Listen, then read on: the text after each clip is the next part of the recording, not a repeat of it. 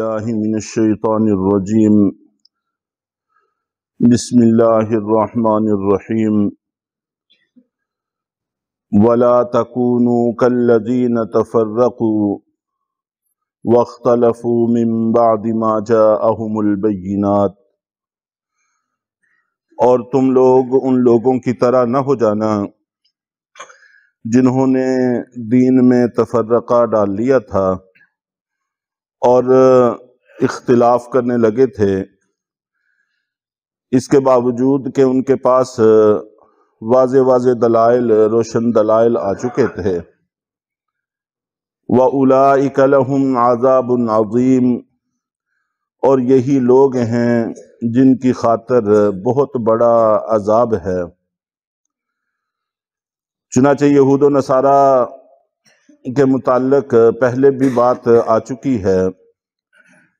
اللہ کے نبی صلی اللہ علیہ وسلم نے ارشاد فرمایا کہ یہود میں 71 فرقے تھے اور نصارہ میں 72 فرقے ہوئے، اور امت مسلمہ میں، میری امت میں 73 فرقے ہوں گے، اور ان میں سے ایک نجات پانے والا ہوگا۔ پوچھا گیا کہ وہ نجات پانے والا کون ہوگا؟ تو آپ صلی اللہ علیہ وسلم نے ارشاد فرمایا جو میرے اور میرے صحابہ کے طریقے پر ہوگا۔ اور اختلاف کے حوالے سے بھی کافی تفصیل سے بات ہو چکی ہے۔ اگر نیت ٹھیک ہو اور قرآن پاک کے واضح واضح احکام کے ساتھ چھیڑ خانی نہ کی جائے، دنیاوی اغراض و مقاصد پیش نظر نہ ہوں، تو یہ اختلاف مذموم نہیں ہے۔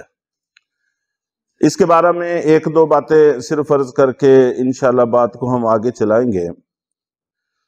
اللہ کے نبی صلی اللہ علیہ وسلم نے ایک دفعہ حضرت معاذ رضی اللہ تعالیٰ عنہ کو گورنر بنا کر یمن کے علاقے میں بھیجا۔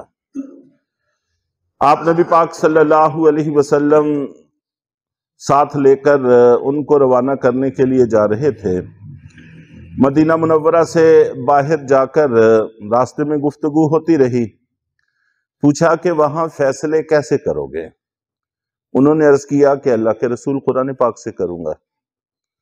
آپ نے فرمایا کہ اگر قرآن پاک میں تمہیں حکم نہ ملے، یہ نہیں آپ نے فرمایا کہ قرآن پاک میں حکم ہے نہیں، قرآن پاک میں حکم موجود ہے، لیکن وہ اللہ کی کلام ہے، اور اللہ تعالیٰ نے بتایا بھی ہے تبیان لکل شیء، ہر چیز ہم نے قرآن میں بیان کر دی ہے۔ لیکن بسا اوقات انسان ہے، ہم کمزور ہیں، ہم قرآن پاک سے بات کو کسی وجہ سے نہ سمجھ سکیں۔ تو آپ نے عرض کیا کہ پھر میں احادیث سے فیصلہ کروں گا، اور آپ نبی پاک صلی اللہ علیہ وسلم نے فرمایا کہ اگر احادیث میں بھی تمہیں حکم نہ ملے، یہاں پر بھی یہ نہیں فرمایا کہ اگر حکم نہ ہو، حکم موجود ہے، احادیث کے اندر بھی موجود ہے۔ نبی پاک صلی اللہ علیہ وسلم نے جو وضاحت قرآن پاک کی فرمائی ہے وہ شافی کافی وافی ہے، اس میں کوئی گنجائش نہیں ہے مزید کی، لیکن پھر بھی وہ اللہ کے نبی کا کلام ہے، ہم کمزور ہیں، اگر ہمیں وہاں سے بھی حکم واضح طور پر سمجھ میں نہ آ سکے تو پھر پوچھا کہ کیا کرو گے؟ انہوں نے عرض کیا کہ اللہ کے رسول پھر میں خوب غور و فکر کر کے جو مجھے سمجھ میں آئے گا قرآن و حدیث سے، میں اس کے مطابق فیصلہ کروں گا۔ اور اس پر نبی پاک صلی اللہ علیہ وسلم نے بڑی خوشی کا، بشاشت کا اظہار فرمایا۔ تو اس سے معلوم ہوا کہ قرآن پاک میں اور احادیث میں باوجود اس کے کہ سب کچھ موجود ہے،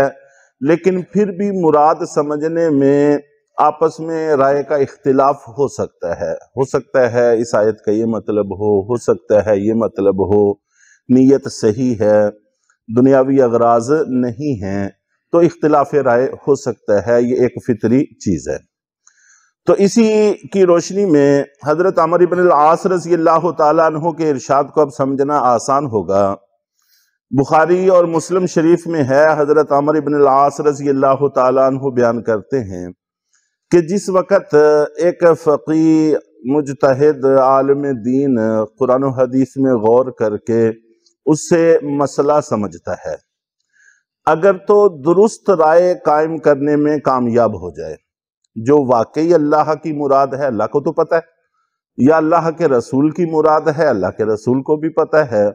واقعی اس نتیجے پر پہنچ جائے تو اس کو دوہرا اجر ملتا ہے، ایک کوشش محنت کرنے کا اور دوسرا صحیح نتیجہ اخذ کرنے کا، تو اس کی ڈبل نیکی بنتی ہے۔ اور اگر آدمی صحیح نتیجے پر نہ پہنچ سکے تو اللہ کے نبی صلی اللہ علیہ وسلم نے فرمایا کہ اس کو ایک اجر ملتا ہے کوشش محنت کرنے کا، تو گویا کہ یہ نیکی ہے،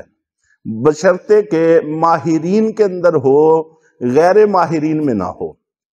دنیا کا عام اصول ہے، ایک ڈاکٹر ہو، سرجن ہے، MBBS ہے اور سند یافتہ ہے، وہ کسی کا آپریشن کرتا ہے، اگر آپریشن کامیاب ہو جائے تو ظاہر ہے کہ یہ شخص انعام کا بھی مستحق ہے اور بڑی مہارت اور کامیابی کا اس نے ثبوت دیا، تو دوہری مسرت بھی حاصل ہوگی، دوہرا فائدہ بھی حاصل ہوگا، جان بھی بچ گئی، مہارت کا بھی اظہار ہوا۔ تو اور اگر خدا نخواستہ موت واقع ہو جائے، آپریشن کامیاب نہ ہو سکے، تب بھی دنیا کا کوئی قانون اس ڈاکٹر کو مجرم قرار نہیں دیتا، کوئی مقدمہ اس پر قائم نہیں ہو سکتا، کوئی کیس اس پر نہیں بن سکتا، اس لیے کہ وہ فن کا ماہر ہے اور اس نے اپنی طرف سے پوری کوشش کی ہے۔ آگے نتائج اللہ کے ہاتھ میں ہیں، اگر درست حاصل ہو جاتے ہیں تو سبحان اللہ، اگر نہیں بھی درست حاصل ہوتے تو یہ مجرم نہیں ہے، گناہگار نہیں ہے، نہ عوام کی نظر میں، نہ قانون کی نظر میں، نہ اللہ کی نظر میں۔ اور ایک اناڑی آدمی جو سرجن نہیں ہے، MBBS نہیں ہے، وہ کسی کا آپریشن کرتا ہے اور کامیاب بھی ہو جاتا ہے، اس کے باوجود قانون اس کو مجرم سمجھتا ہے، عوام بھی اس کو مجرم سمجھتی ہے، اللہ کے ہاں بھی یہ شخص مجرم ہے۔ تو مسئلہ صرف اس وقت بنتا ہے جب اناڑی لوگ، غیر ماہرین لوگ اس کام میں قدم رکھتے ہیں، تو پھر مسائل کھڑے ہوتے ہیں۔ تو یہ بات میں پہلے بارہا دفعہ عرض کر چکا ہوں کہ دنیا کا کوئی بھی شعبہ ہو، جب وہاں پر کوئی تقرری ہوتی ہے تو سب سے پہلے اس کی فائل چیک کی جاتی ہے کہ اس کے پاس کون کون سی ڈگریاں ہیں، اس کی تعلیم کا معیار کیا ہے، کیا کیا اس نے تعلیم حاصل کی ہے، تو سب سے پہلے فائل چیک کی جاتی ہے، اس کے بعد انٹرویو ہوتے ہیں اور پھر اس کی مہارت دوسرے نمبر پر دیکھی جاتی ہے۔ تو یہ ہمارا دین کا شعبہ، مصلی کا، منبر کا ایک ایسا شعبہ بن گیا ہے جس میں صرف یہ دیکھا جاتا ہے کہ اس کی آواز اور اس کی سر کیسی ہے، اگر سر اچھی ہے تو سبحان اللہ بڑا عالم دین ہے، اور اگر کوئی سر نہیں ہے تو پھر کچھ بھی نہیں ہے۔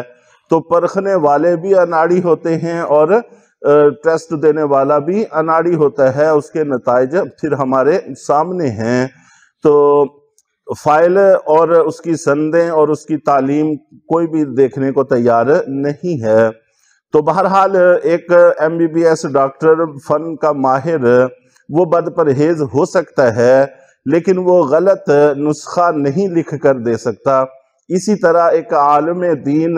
گنہگار ہو سکتا ہے، بد پرہیز ہو سکتا ہے، لیکن وہ مسئلہ غلط نہیں بتا سکتا۔ اگر وہ عالم دین ہی نہیں ہے تو پھر اٹکل پچو ہے، پھر جو ہو رہا ہے وہ ہو رہا ہے۔ اللہ کے نبی صلی اللہ علیہ وسلم نے ارشاد فرمایا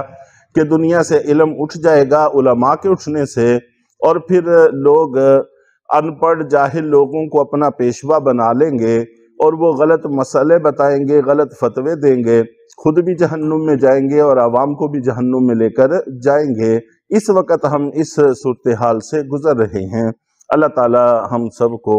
صحیح راستے پر چلنے کی توفیق عطا فرمائے۔